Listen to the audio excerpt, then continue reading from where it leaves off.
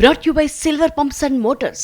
Top quality और consistent performance के लिए सिर्फ सिल्वर पंप्स नाम याद रखना. దక్షిణాదిలో దంచుకొట్టకపోయినా ఉత్తరాదిలో మాత్రం నైరుతి ఉరుముతోంది.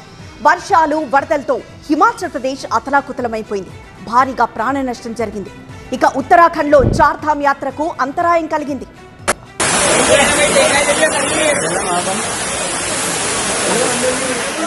హిమాచల్ ప్రదేశ్ లో వర్షాలు భీభత్సం సృష్టిస్తున్నాయి. 2 వారాలుగా ఎడతెరిపి లేకుండా కురుస్తున్న వానలతో వరదలు ముంచెత్తుతున్నాయి. కొండ చర్యలు విరుగుపడి విధ్వంసం సృష్టిస్తున్నాయి.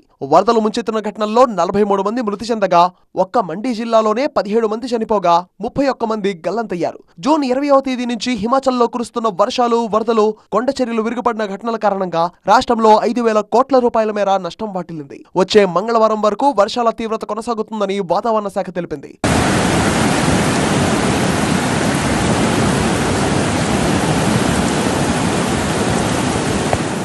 ఇక ఉత్తరాఖండ్లో భీమ్టల్లో ఉప్పొంగుతున్న జలాశయంలో మునిగి నేవీకి చెందిన 2 సిబ్బంది చనిపోయారు. పఠాన్కోట్కు చెందిన ప్రిన్స్ యాదవ్, బీహార్లోని ముజఫర్పూర్కు చెందిన సాహిల్ కుమార్ గా గుర్తించారు. నైనిటాల్ నుంచి సరదాగా గడిపేందుకు వచ్చిన 8 మంది ఐఏఎఫ్ సిబ్బంది వీరిలో ఉన్నారు.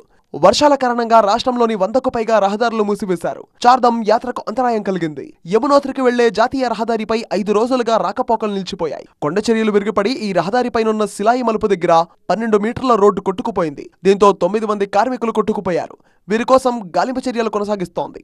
ఉత్తరాఖండ్లోని హరిద్వార్లో కావడి యాత్ర ఏర్పాటులో భాగంగా గంగానదిలో రెస్క్యూ సిబ్బంది డెమో నిర్వహించారు.